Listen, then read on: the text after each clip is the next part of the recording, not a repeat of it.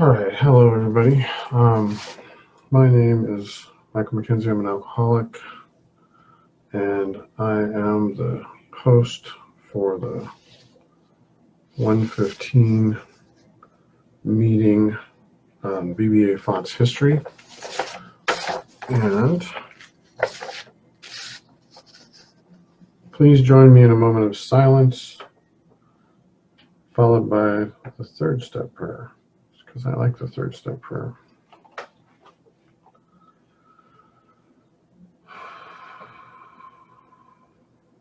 God, I offer myself to thee, to build with me and to do with me as thy will. Lead me in the bondage of self, that I may better do thy will.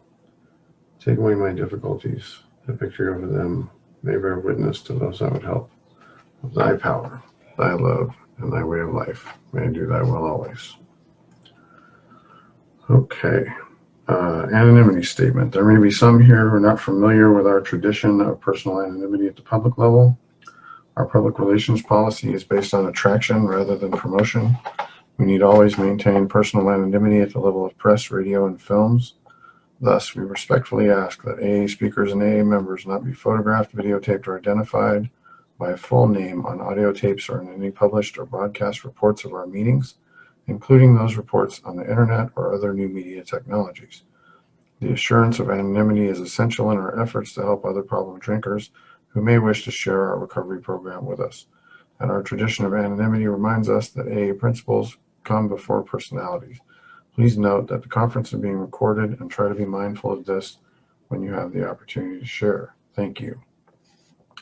As a reminder, this is a family-centered conference. We ask that you refrain from using profanity while sharing.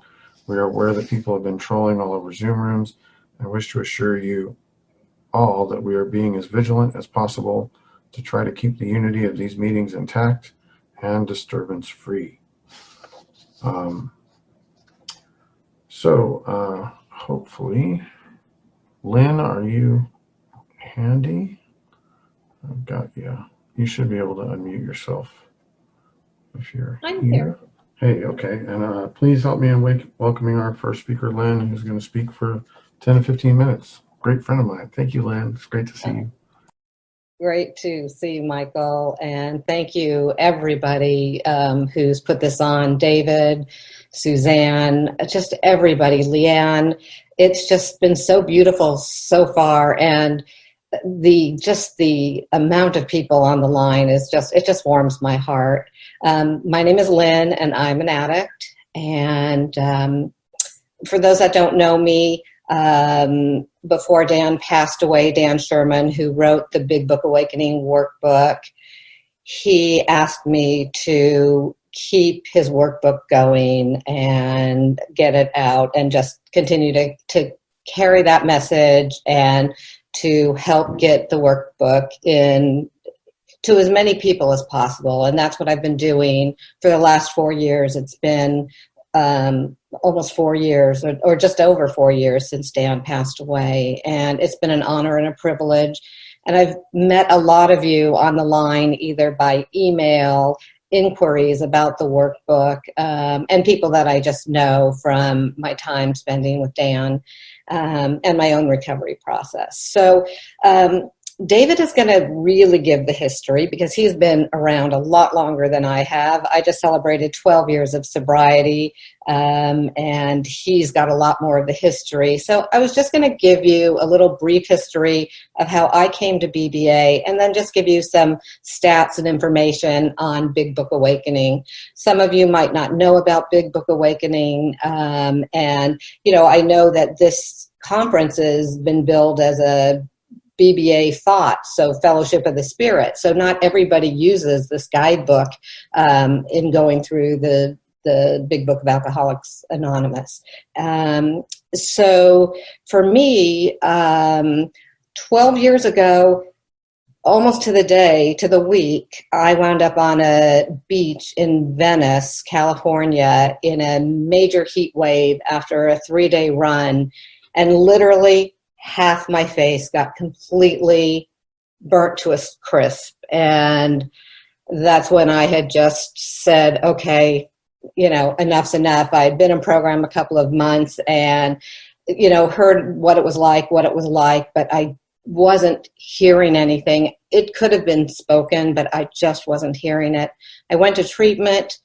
I learned about the physical nature of the disease, what Leanne and Lawrence was talking about. I then loitered around Cocaine Anonymous and a little bit of AA for 8 months, just doing the fellowship part of the triangle, and was becoming more and more restless, irritable, and discontent. And at one of the beach meetings on Venice Beach, before Michael was secretary there, a woman who had gone through Big Book Awakening had this message of depth and weight that just spoke to my heart, and I knew that I needed to talk to her, because intuitively I knew it was just a matter of time that I was going to use, because meetings wasn't enough for me. And she outlined how she takes women through the steps, and I started on this beautiful process with her, had a spiritual awakening, and started taking women through the steps. During that time, I was also hanging out with Kimberly and Dan. There was a Thursday night meeting that Roy was a part of, and I'm sure is still a part of. Hello, Roy, out there. It was so good to hear you. And I think it was called Full Contact AA. It wasn't Big Book Awakening, but it was pure Big Book. And it was crossfire like you've never heard before, and it was fun. It was a little tedious sometimes, but most of the time it was fun. And I met a lot of people that are on the line now. And then after that, I just hung around Dan and some of the Fellowship of the Spirit people. I went to a 2014 conference, hung out with John D. and, just really, and Tyla, and had just a beautiful time. And, unfortunately, started to watch Dan deteriorate, and helped him through Big Book Awakening when he was in Ensenada fighting for his life. And ultimately he passed. And I've been busy ever since with Big Book Awakening. And for those who aren't familiar with Big Book Awakening, and for those Fellowship of the Spirit people that don't use Big Book Awakening, it's interesting that Dan didn't have Big Book Awakening meetings. He went to Fellowship of the Spirit meetings, and his process when he took people individually or through workshops, he took people through the process through Big Book Awakening workbook, because that's how he was taken through the steps. But there are so many people that I respect in AA and other programs that organically turn statements into questions through the Big Book, which I'm sure you'll hear in the history of how that got started with the Golden Slippers group, and David will talk about that. But I respect so much the people within Fellowship of the Spirit, because they know that this is a life and death errand, and the message through the Big Book, the Big Book, whether it's using the guidebook, Big Book Awakening, or going through it, line by line, and considering what the book has to say to have a personal experience, it is sufficient to recreate your life. And that's what happened to me at 48 years old. I wanted to die when I came in, and now I more than want to live. And the bright spot of my days are working with other addicts and alcoholics. And I'm just so grateful. So let me just tell you real quick some statistics that I thought were interesting. So Big Book Awakening continues to sell and donate a combination of approximately 8,000 books per year. That's wholesale, retail, Amazon. All the books come through me.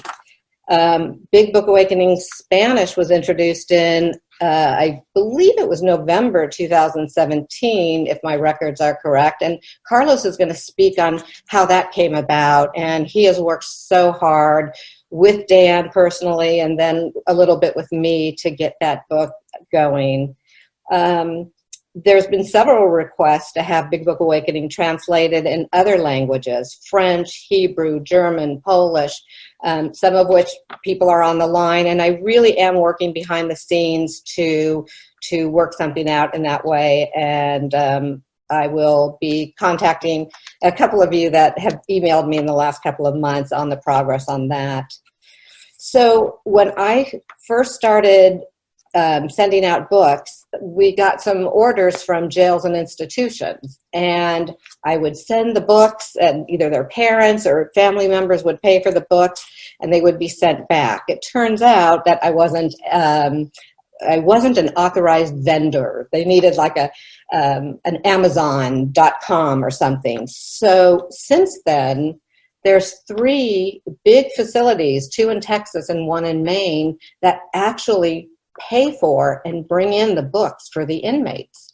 And that's just been in the last year and a half, and that's some real progress there. They're really, besides treatment centers, the institutions are really seeing a lot of recovery, and there's volunteers that come into the jails and run workshops there.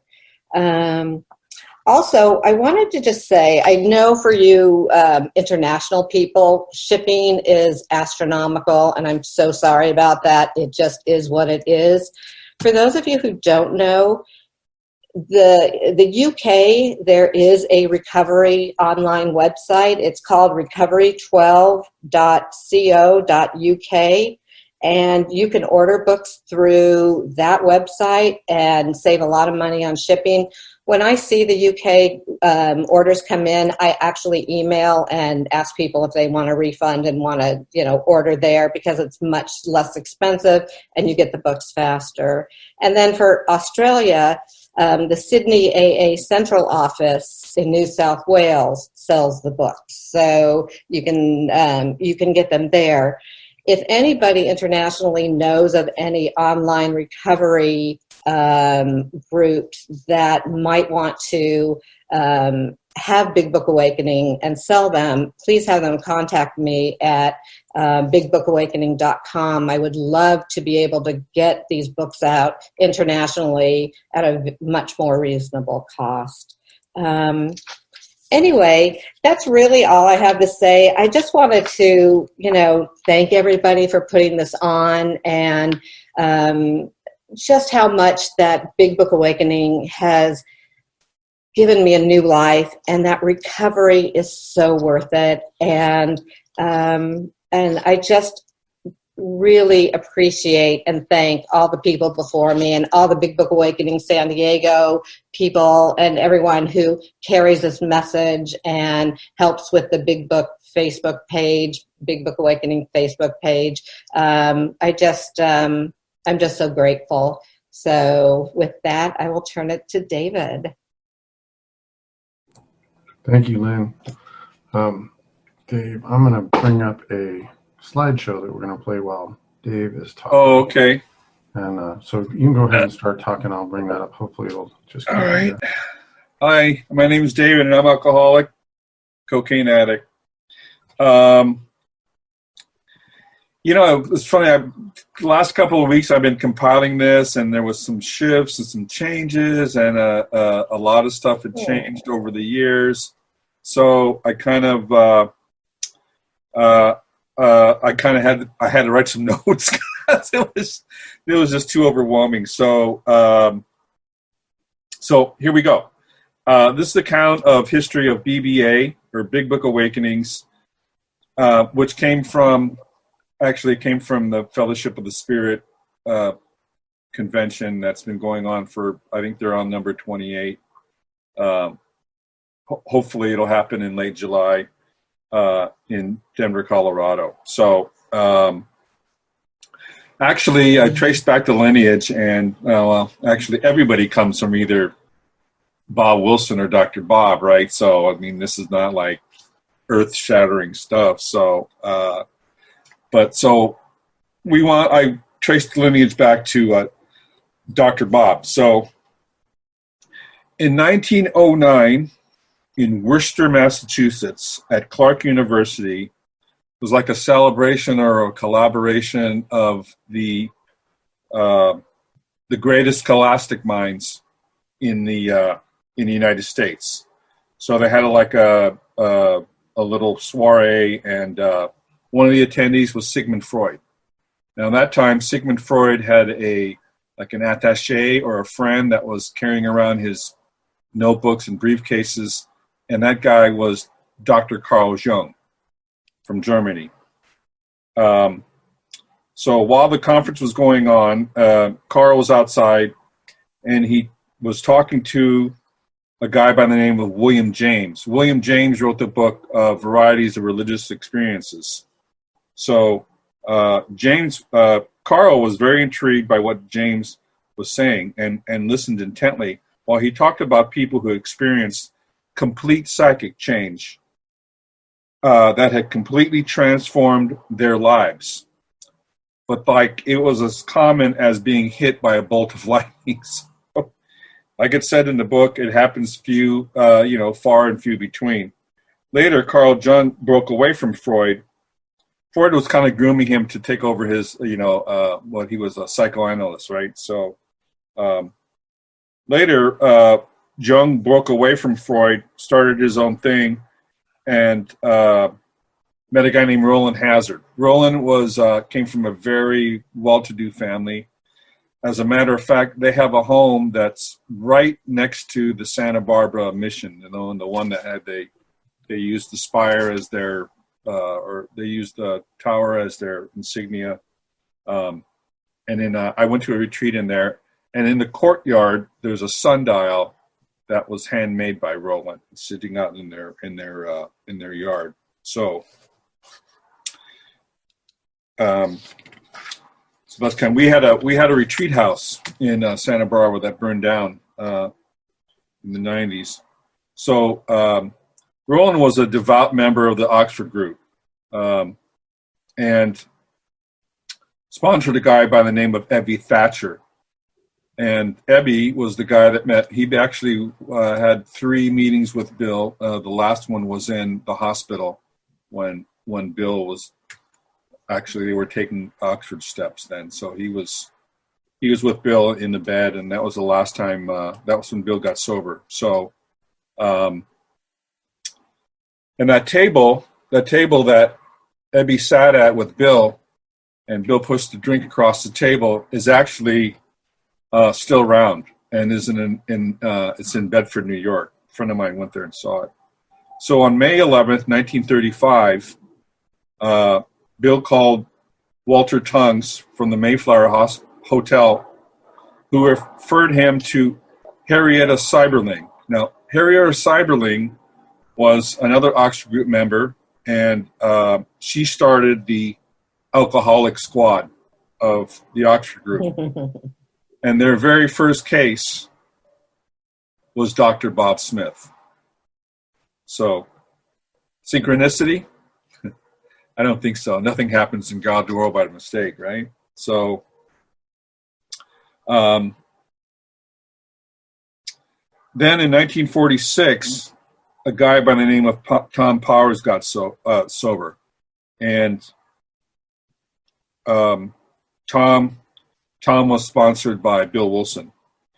So, Tom, he was like I guess the first. Kind of quote unquote, I call him. He was like the first hippie, because in the 50s he established his own vegetarian community, and had a movement. And his movement, or his I guess it was a movement, was called All Addicts Anonymous. He had his own program, and it was called AAA. So, but back in 1947. He sponsored a guy by the name of Paul Martin. And for a long time, everybody thought Paul was sponsored by another guy named Paul, but that's not so. I talked to Gary Brown, and he said his sponsor was Tom Powers. So And Paul Martin, actually, he started a group in Chicago called the LaGrange Group. And I have an ex-sponsee that is going to that group currently. So it's one of the oldest AA meetings in the world, or in the United States. So we're going to jump really far ahead now. And in 1975, at the World Convention that was held in Denver, Colorado, there was a group of 14 men and women that went to the convention, and they were, I guess there might have been more than 14 of them, but they went to this convention, and they heard this guy named Mac Cheaters talk about the way him and his group, the Golden Slippers, and they were from Winnipeg, Canada. That meeting is still going on also, and how they went through the Big Book. And they would go through the Big Book, and whatever the Big Book said, they would do. So when it said ask, that means pray, they would pray. When it said to write inventory, they would write inventory. So they went back to their friend's Jay Levy's basement and started going through the book and kind of calling Mac once in a while to ask him for help and guiding them through the steps. So they went through the book themselves. In that group, there was this guy named Eddie Durkin. And Eddie Durkin had a false limb that he would sometimes lose, and they would have to go outside and try to find it for him. Well, he relapsed and got drunk in his car in the dead of a Denver winter and froze to death. So, but the rest of the people in that group, in the Denver Young People's Group, stayed sober pretty much permanently. So that was a great feat back then.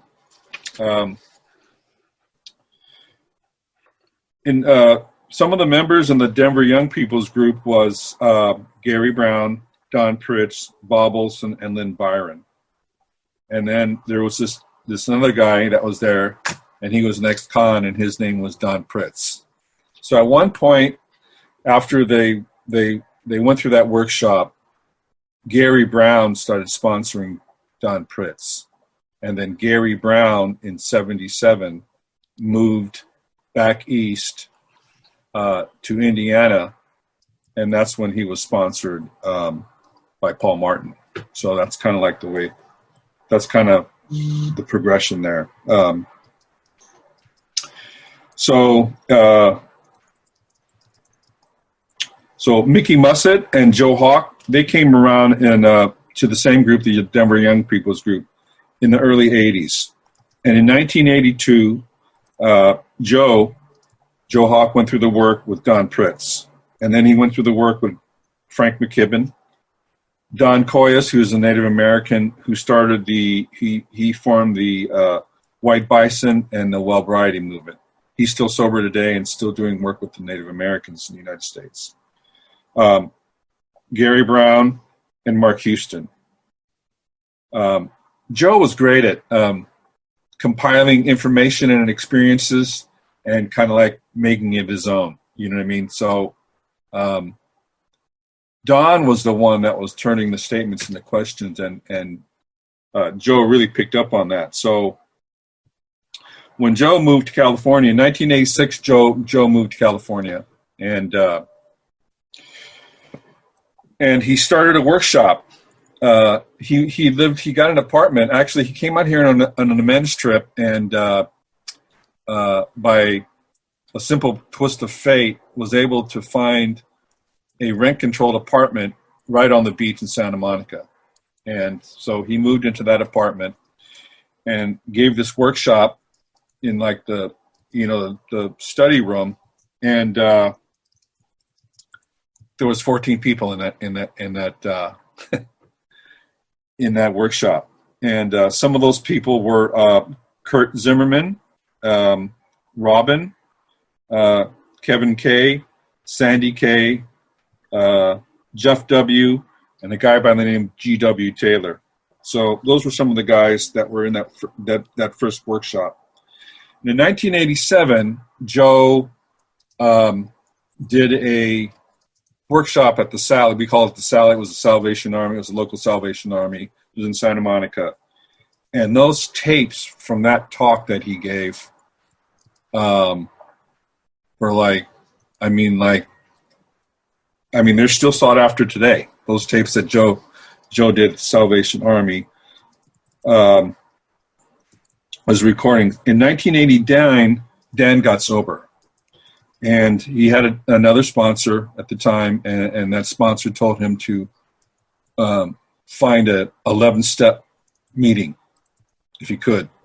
So Dan looked in the directory, and he found a Tuesday night meeting, steps 10, 11, and 12 at 7:30 on 2nd and Hill Street. Now, Dan lived on 10th and Broadway, so, he could almost walk there. It was so close. He went there, and a strange thing happened. He stumbled upon Joe's group, and he heard something that I never heard before. He heard a message of depth and weight, and so that hooked him. And so that meeting is still. Actually, I had a commitment in that meeting for 22 years, but that meeting's still going on. We have a 5-minute meditation in the beginning and a 5-minute meditation at the end. So, well, what happened was, and a crosstalk was allowed. And so Joe would come out and invite all these great speakers from around town to come and come to the meeting and share. And then they would interrogate the guy after his pitch was over. And so a lot of times, the second meditation, the speakers would slip out so they wouldn't get interrogated at the end of the meeting by the other members. So that was kind of funny. And it got bloody. It got heated at times. I met Dan in 1990.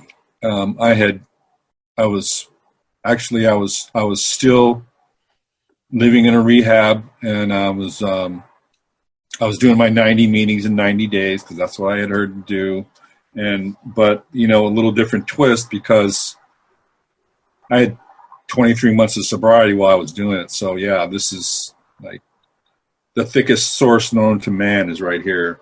So in 1990, I got out of the rehab, and I remember I used to go to meetings, and I would see Dan. I met him when I was doing the 99, and we used to go to this.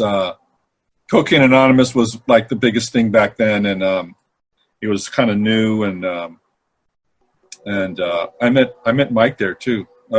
So I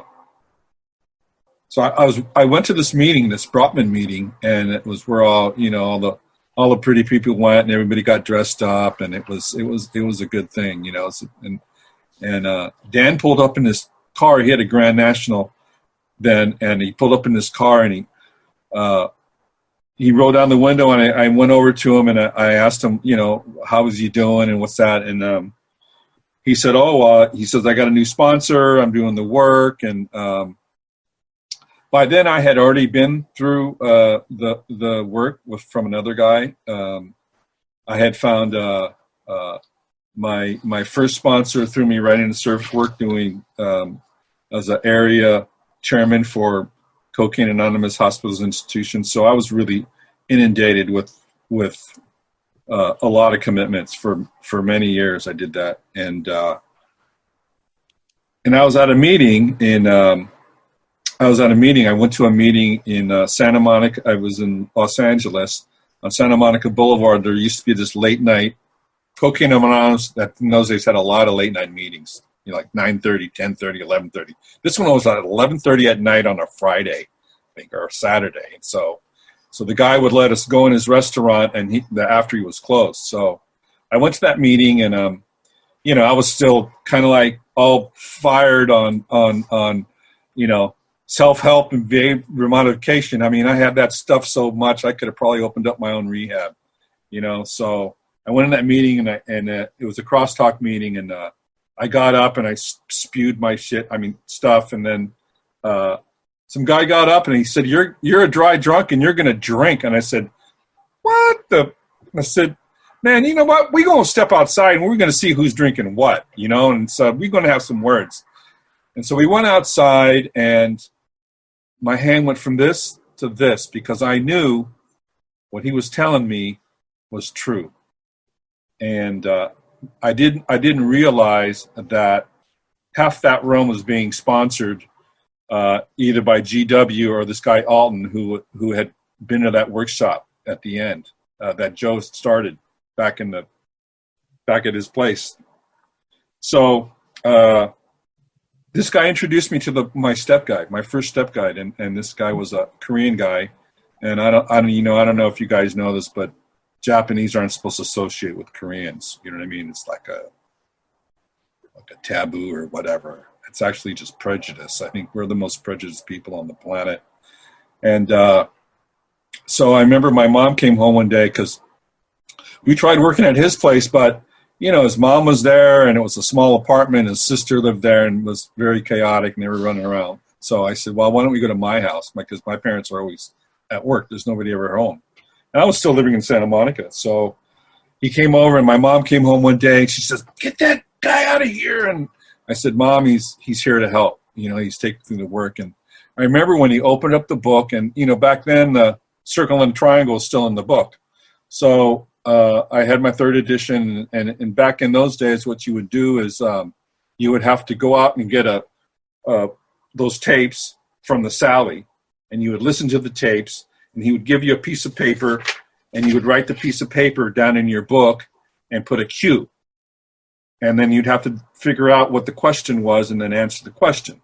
So that's kind of how I went through the first time, and when we got to 6 and 7, you know, right, my friend Jeff, my first sponsor, Jeff Coe, he had, you know, he got in a car and he got a job and then he got a car and then he got an apartment and then he got a girlfriend and then he got loaded.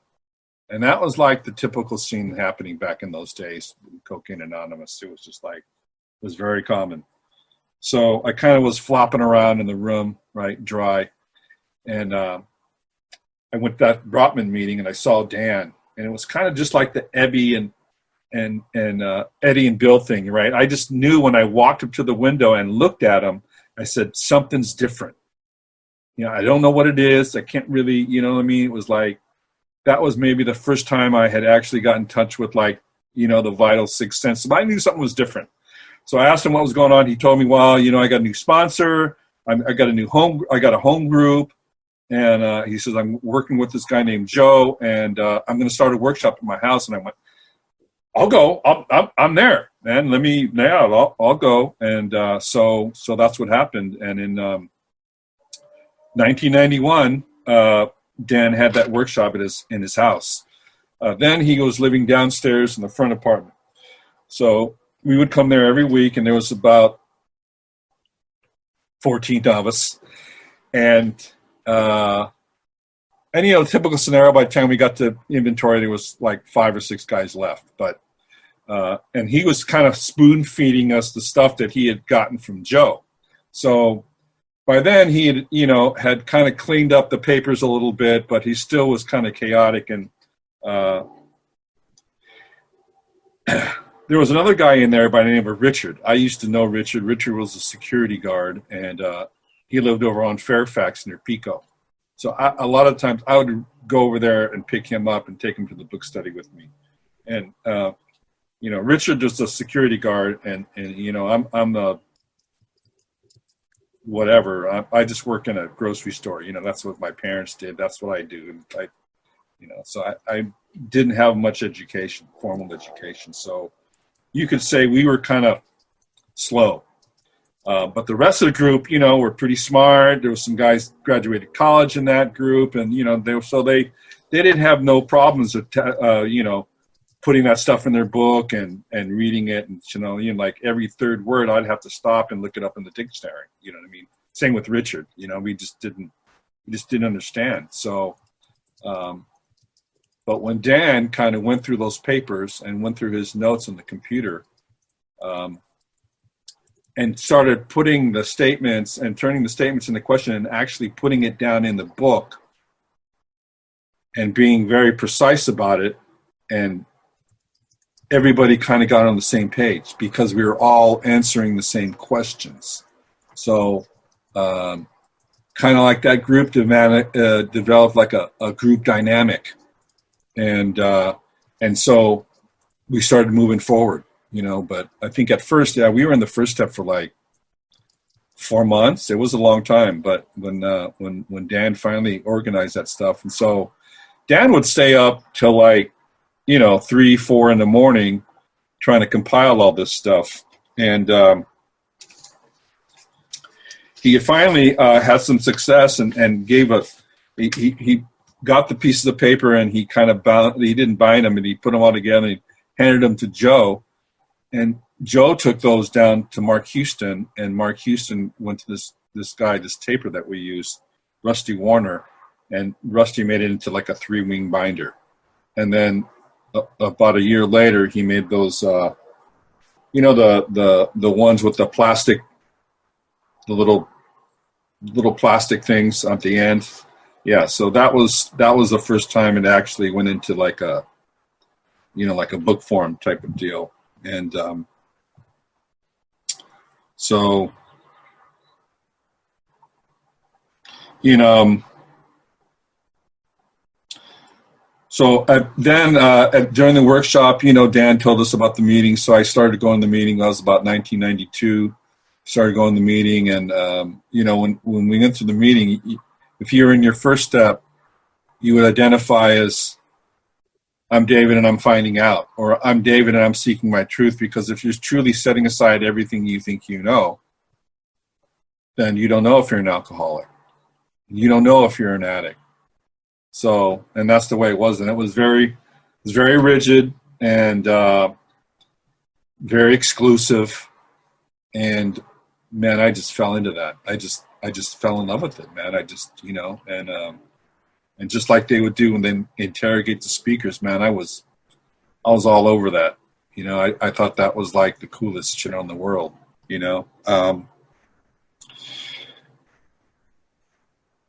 So at that time, Joe and Mark were speaking everywhere, and became really popular.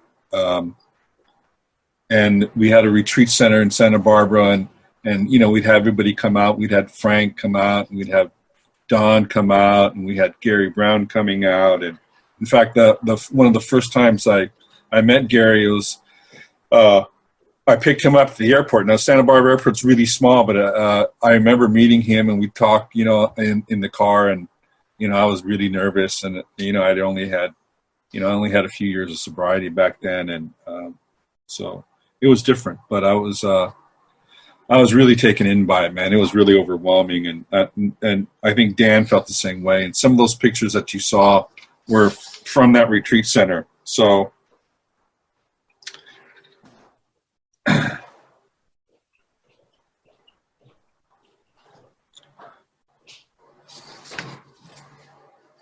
In 1993, the first Fellowship of the Spirit conference was held in Breckenridge, Colorado. And pretty much the founders of that were Don Pritz, Mickey Mussett, Jerry Elkins, a few other people were around back then still. So a host of others were hanging out, and their groups, they had this kind of it was like a clubhouse. It was this 3-story Victorian building in downtown Denver on York Street. So that's kind of where they had all their meetings at the time. And at one point, they had a meeting on Thursday night, and you had to be 12-stepped into the meeting by one of the members. So I was out there skiing or something like that, and I think I met Joe, and we went out to dinner, and he 12-stepped me. And the next night, we went to that meeting, and man, I had never had that experience. But I mean, these people had been going through the steps together as a group for like 10, 15 years in a row. I mean, you could just sense how unified they were, and how, you know, there was no fences, there was no guard, they were completely open, and, you know, what we call transparent. And I never sensed that from the Tuesday group, but I sensed it here, and it was pretty overwhelming. I think the next year I went to the first Fellowship of the Spirit that I had went to with I think Teresa was there, and Sydney was there, a couple other people, and Jaime and Shelley, of course, and Joe and Don, and then I met Jerry Elkins, and we walked up and we opened the front door, and Jerry welcomed me, and he stuck his hand out. I shook his hand. And he goes, "You're doing step 4 in the step workshop." So that's how they used to pick their people for the panels in the workshop, was on the fly. When you walk up, they'd walk up to you and say, "Okay, can you do this and this on this step at this time?" And so that's the way it was. So that was kind of the tradition that's maintained that conference for since then. So so I told you about the book that Rusty had bound, and finally in 1996, after, you know, a lot of sleepless nights, Dan finally bound it. So it became the book that we have today. So, and, you know, it's a nice, and that's a pretty impressive package, right? I mean, you see stuff on literature tables, and, you know, they're kind of like, you know, they're not really professionally done. And so, but Dan's looked really good on the table. So at that point, the lineage was, right, it was Bill Wilson, Tom Powers, Paul Martin, Gary Brown, Don Pritz, Joe Hawk, Dan Sherman, David Shikamatsu. And so that experience at Silver Creek really, really sparked me. And in 2000, we started our own. I think it was 2001 actually was the first one. We started our own Fellowship of the Spirit West, and it was held at a YMCA camp, Round Meadows in Big Bear. And I remember because when I was a child, I went to that YMCA camp.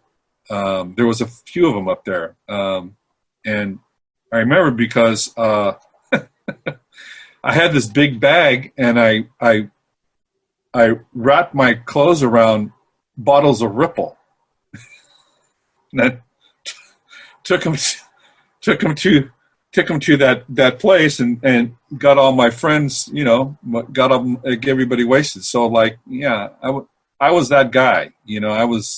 My parents bought a liquor store when I was 10, and I was a weekend warrior by the time I was 12.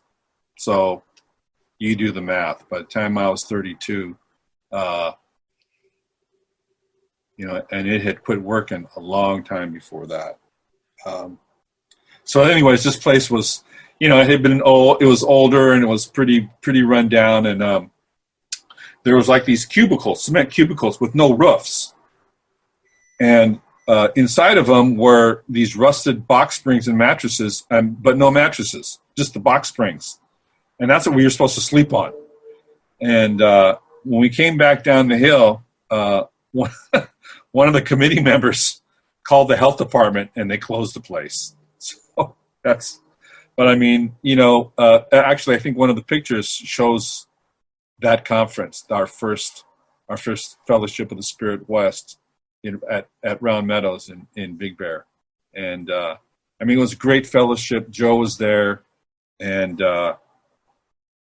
yeah, it was phenomenal. Just the food and accommodations were terrible. And I had brought in a friend of mine there. I found him at the Royal Palms.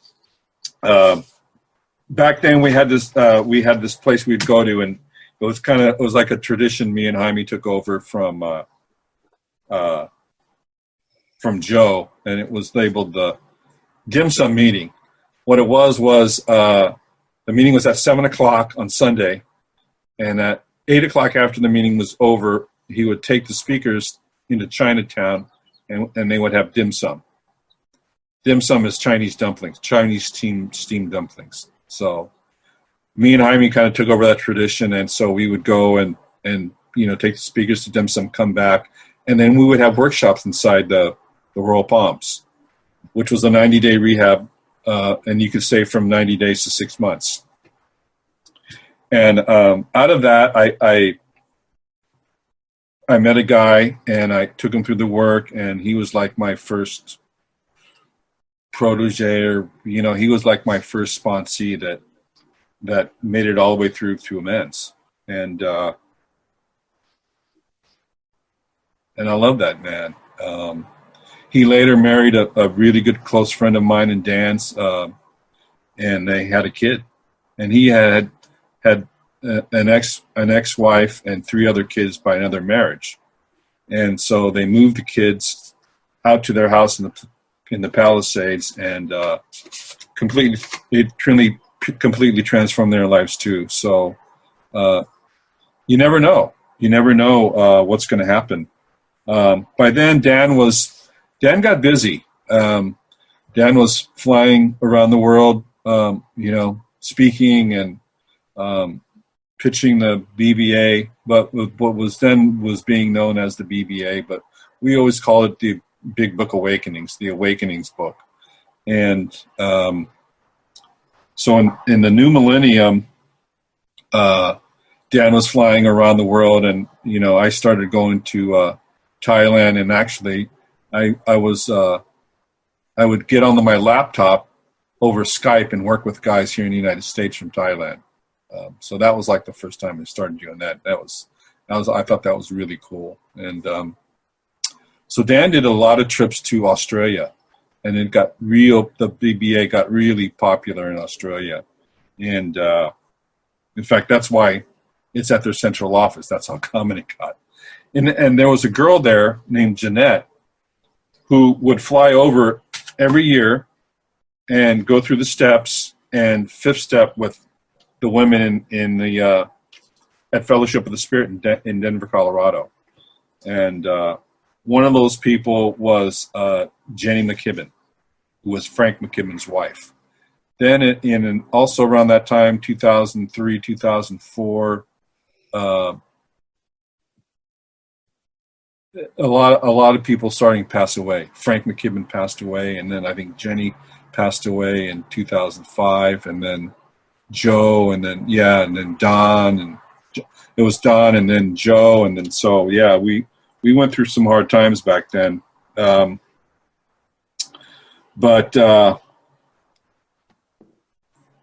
So back then they started they started referring to it as the BBA book. But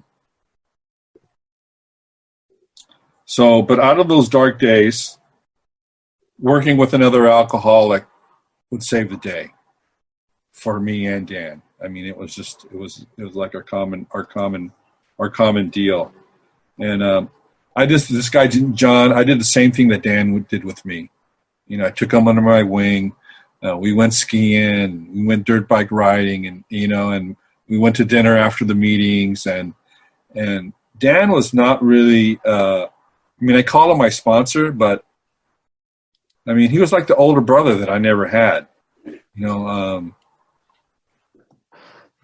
I grew up here in Alcoholics Anonymous, doing the work out of the big book and turning the statements in question. I matured here. I was that same kid when I got here at 32 years old and 34 when I started this work, as that same kid that was stealing smuggling those Ripple bottles into YMCA camps. I was that same kid, just in a much fatter, bigger body, but mentally I was the same guy. So, it wasn't like, you hear stuff about, you get something, right, recovery is you get something back. I never got back. I never knew what soundness of mind was, because unless I was drunk, that was the only time I experienced that. So, yeah, booze did for me what I could not do for myself. And today, another person that Dan was a girl named Tyler, and she was like a bright spot in his life. And Tyler, took this back to her home groups and started her own meeting. And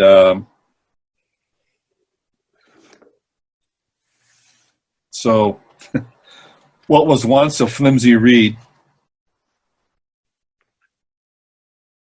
is now the Everglades of recovery. I mean, if you've never been there, I would recommend you go. If you're ever in the area in San Diego, I mean, it is the most wonderful thing to go to that meeting on Wednesday night. And you're all welcome to come Tuesday night. We have a rotating format. We still have 5 minutes of meditation, and all are welcome, and it's open meeting now. So I hope that shed some light on the history. I know there was a lot of it was mine, but I love Dan, and I love what he did, and this is the only process I know.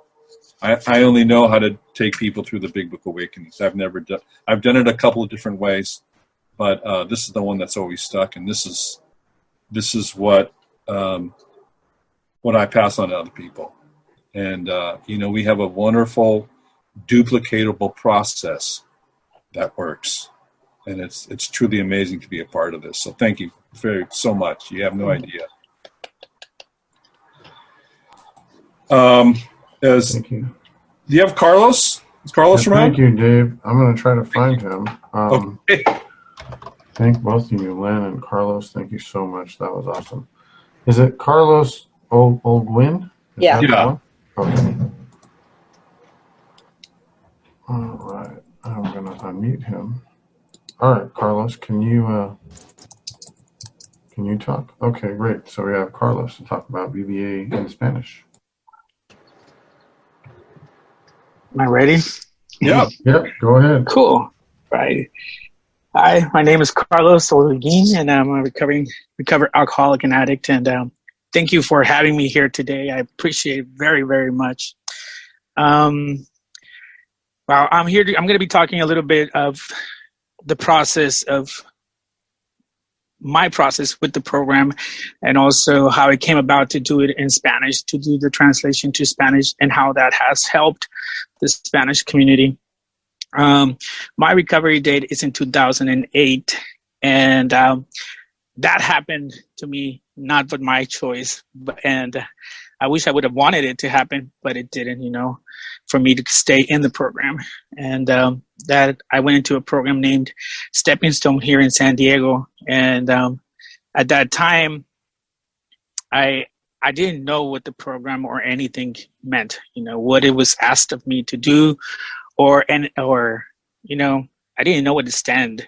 I only knew what I had remembered from my childhood to be an alcoholic through my family and friends, because as growing up, I was a kid that was very upset with my family members bringing the alcohol and the drugs to the house, and I would throw it down the toilet, and even the cigarettes, and I would find it in my brothers and family's pants, and it would scare me a lot, but never thinking that in my future I would come to do that, and I would come to use and be part of that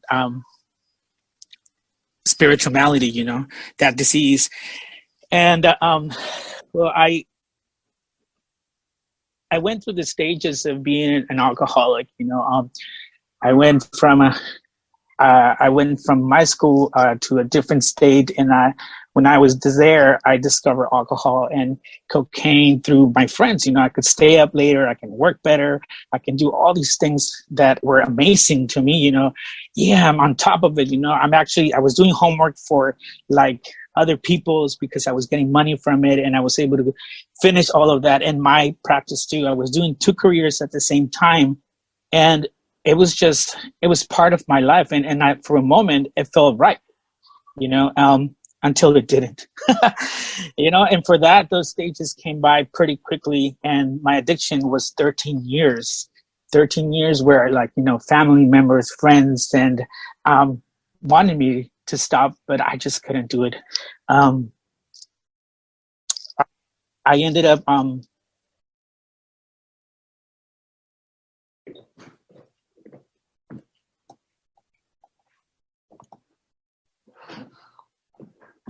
Hey, Carlos, you muted yourself by mistake.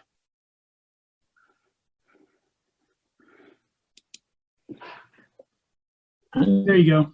okay, Good. got it. Am I there? Yep, you're good. Okay, cool. Because so I was introduced to the Big Book Awakening and at Stepping Stone through a friend that was there in the program, and she came to the table that I was sitting on, and she brought her book and her workbook, and I would see how she was doing the work and the transcribing and the turning statements into question, and I asked her, like, what's that? And she's like, oh, this is from a workshop that we have up in the meeting room, and we're doing the program, and this is the only thing that helps, when we go through the program, and for an alcoholic and an addict. At that moment, I knew that something was wrong with me, because I couldn't stop. No matter if my sister told me, my brothers, my family, or anything, or my job told me to stop, I couldn't.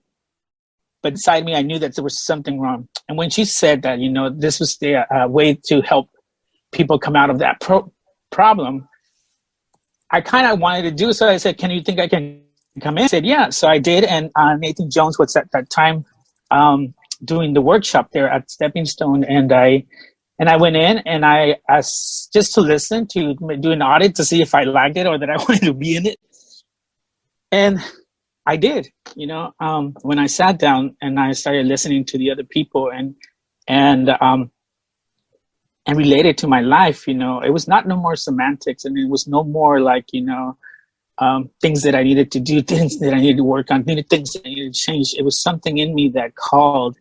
It was within that, like, okay, this is what I'm called for to do, So I kept coming back, and I tried to invite everybody, because it was so awesome to me, It was so awesome that I tried to get people to come and go, "Oh, you guys need to go to this workshop. It's amazing." It was actually also my first time to be introduced to AA. I went to meetings before, but I never actually wanted to be there. I would go out to the bathroom. I would do this and that, or just there. And I would not go. So after I started doing the program, I started to like the meetings, especially at the Alana Club, and that was put on by Tyler and them, and it was amazing for me to go. I didn't understand it then either, what was expected of me or what I needed to do. All I knew is that I needed to keep moving forward.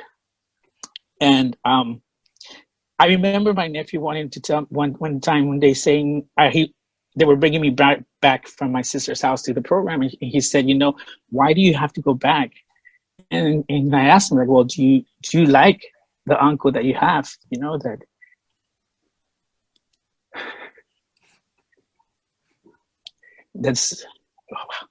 I said I wasn't going to do this. You like that uncle that's there for you, that plays with you? And he said, yes. And so I'm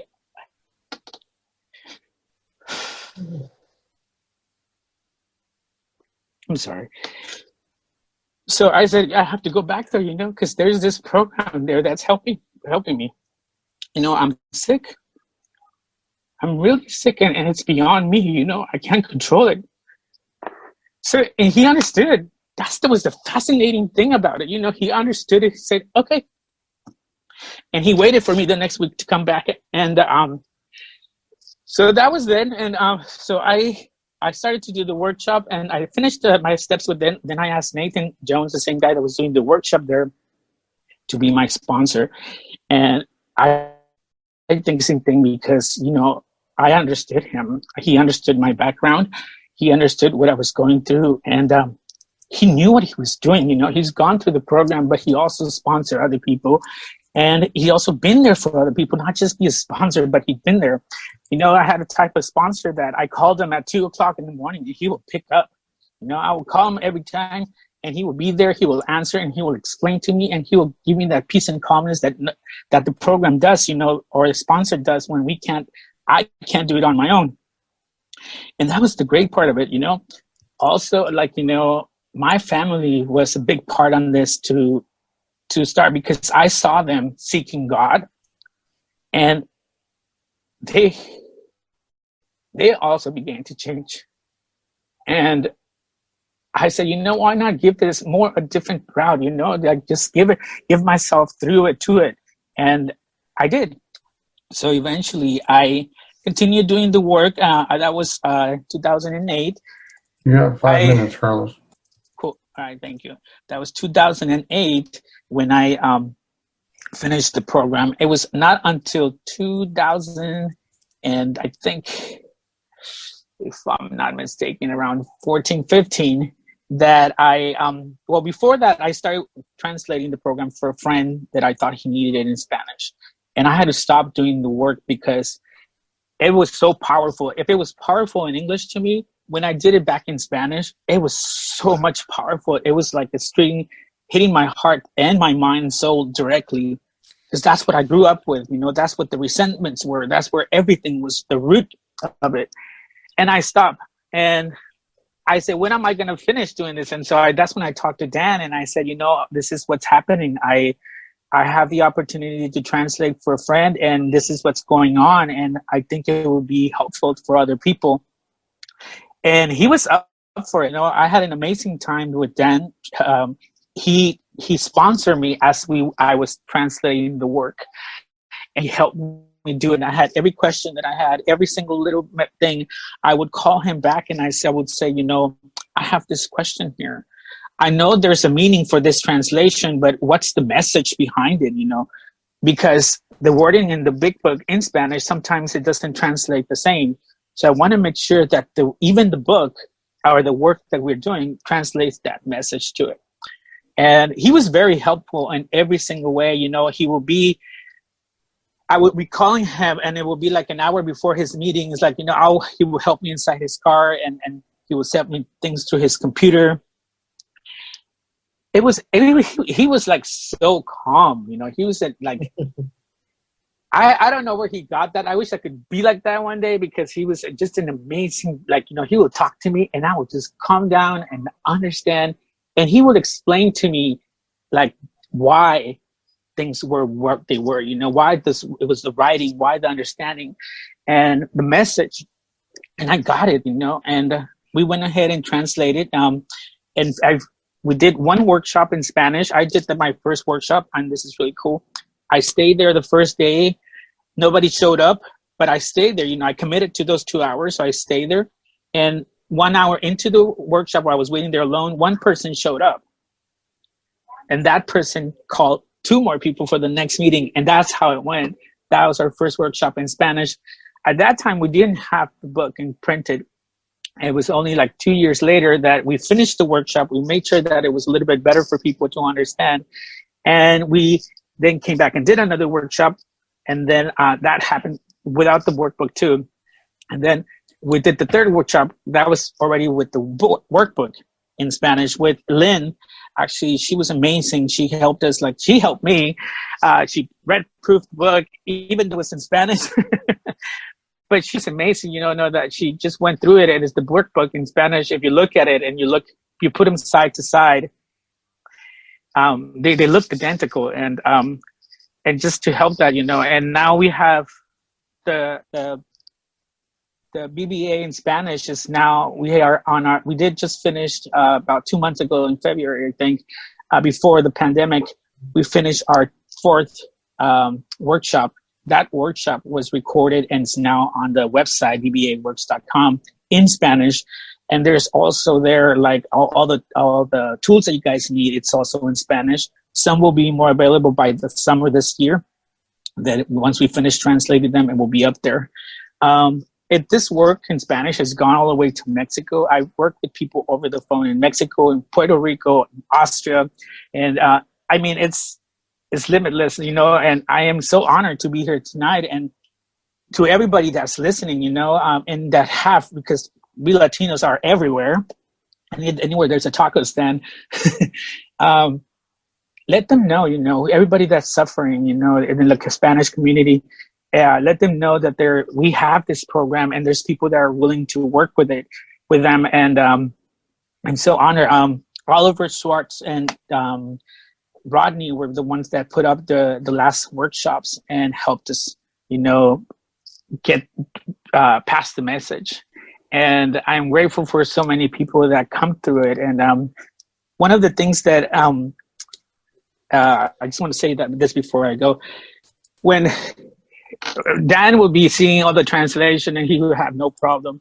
And then when it was time to do the main, how do you say, the front page of the workbook, he was expecting still to see BBA, Big Book Awakening, And when I showed him, it's not going to be Big Book Awakening, he was like, wait a minute, what happened to Big Book Awakening? And it's like, no, well, it's in Spanish now, this is not no more, but it's the same thing, we are awakening from this state, that of unmanageability and spiritual malady, restless, irritable discontent to this new life from which this program has helped me. And it has been a great pleasure for me.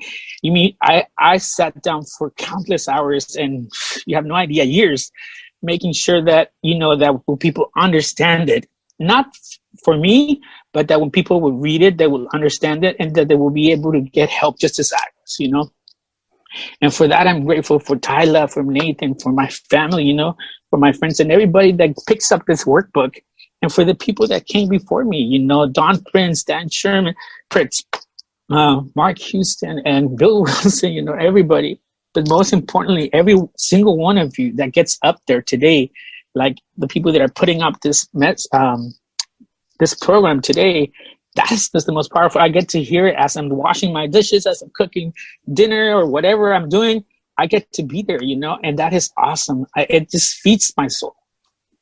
And I want to thank you all. All right. Awesome, man. Thank you, guys. Thank you, everybody. That was really, really, really good. Thanks, Lynn. Thank David. Thank Carlos. That was awesome. We went over a little bit there, so that's all the time we have. Once again, thanks, everybody. We'll now have a short break, and we'll be back at 2:30 p.m. for our next panel. I will open a breakout room just for a few minutes so you guys can share and talk to each other, and we will hopefully, one of the co-hosts will bump over there and help out, and the breakout room will be closed before the next meeting starts, so don't worry about that. If you're in it, it'll close and you'll be back in the main room. BBA FOTS does not close each meeting with a prayer. Instead, we encourage that this whole conference be treated with an attitude of continuous prayer, and we'll then say a prayer together to close the conference on Sunday evening. Please help me close this meeting by joining in a moment of silence. Let us share our spiritual experience and strengths with each other so that we can grow together in greater understanding and love. It's a moment of silence.